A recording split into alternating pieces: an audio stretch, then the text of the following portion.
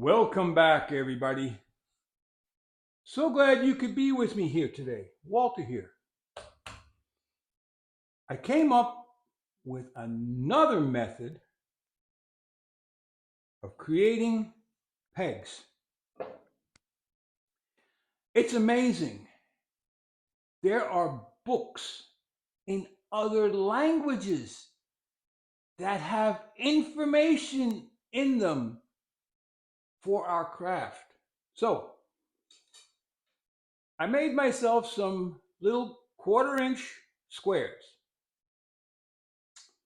And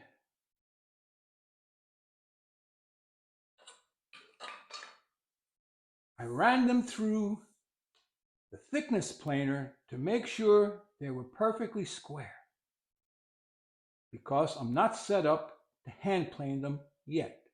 Now, the process is rather simple.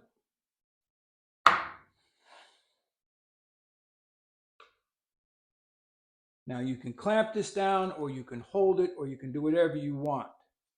But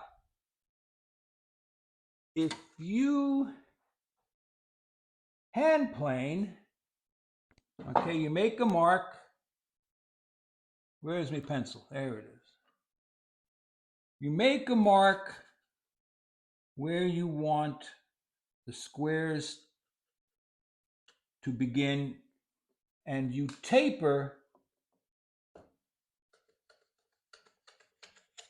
just a little bit on the bottom.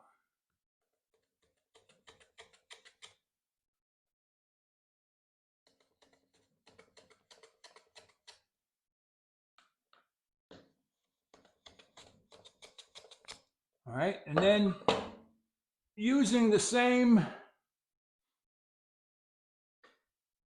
pencil sharpener trick, you give yourself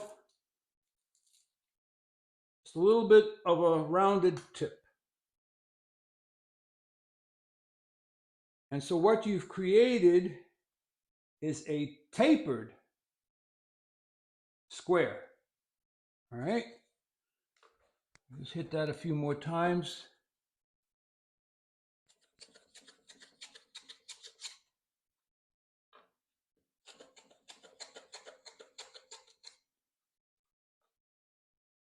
Now what this will do,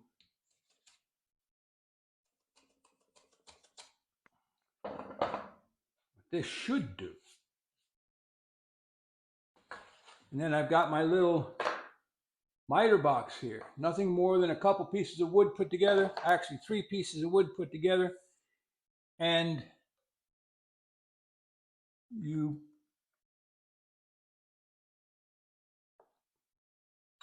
using your Japanese pull saw. In this instance, I'm using the flush cut trim saw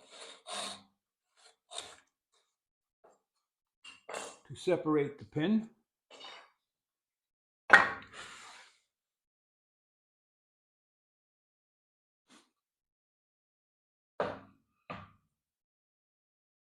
This will allow you to keep the squareness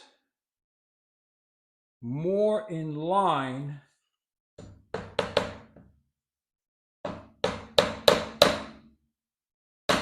with the rest of the piece.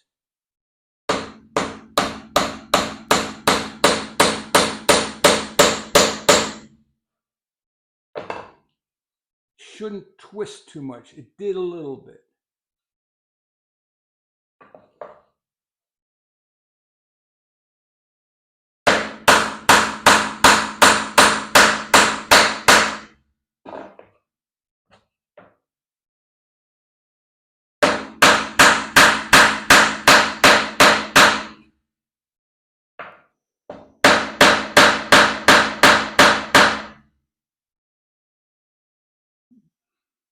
So it is tight.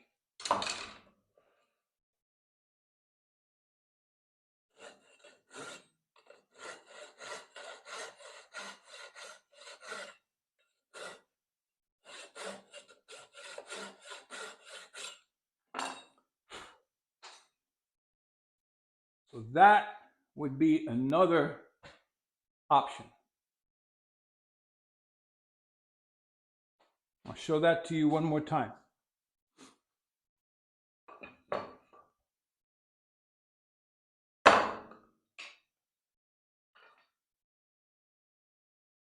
Let's work from this side.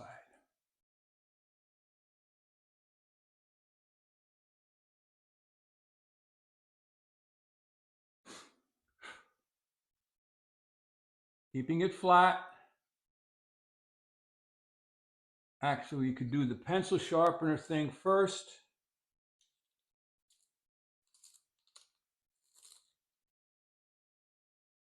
That'll guide you a little bit.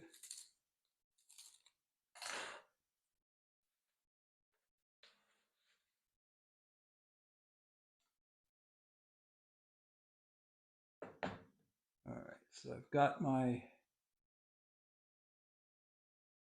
cutoff marked here.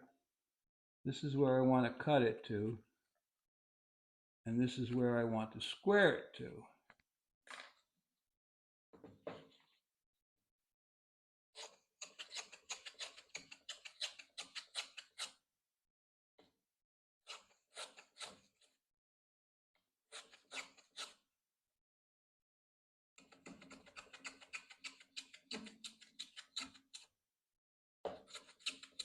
It takes a little bit of thought and planning, and I probably should make the peg either 5/16 or possibly 3/8.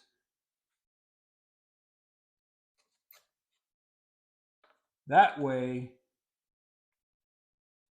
the stopping point is at the 1/4 inch.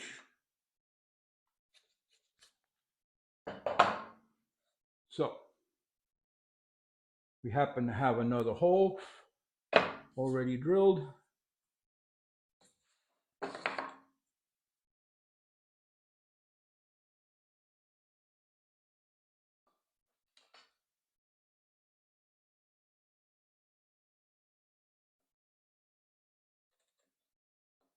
And I do have better saws for this, but this one is out and handy. So that's what I'm using. And remember, if you use hide glue, it acts as a lubricant.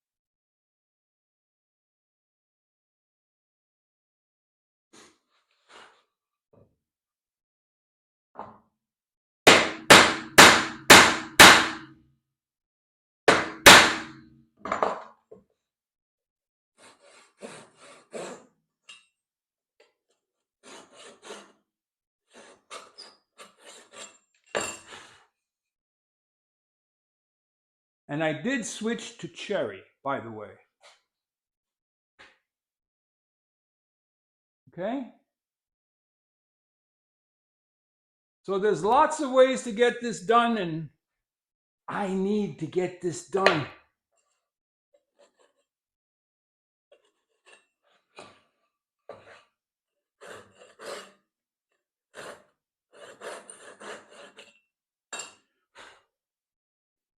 I tell you, the double-edged Japanese saws scare me because, number one, they're sharp.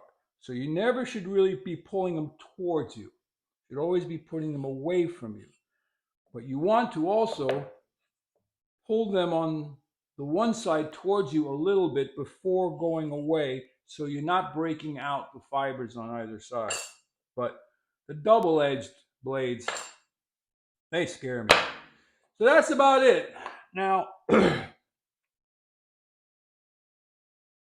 I think, methinks, I'm going to try another one tomorrow. I'm going to try one at 5/16 so that it's a little heavier at the top. And then plane it down to 1/4 inch at the tip so that when it exits the hole, it's filling the hole up completely. Let me know what you think. So that's about it for this one. I got a lot going on these next few days, and so I may or may not be able to do videos, but I'll do my best to get a quickie out there. So like, subscribe, and share. Head out to your workshop and go make something. Walter out.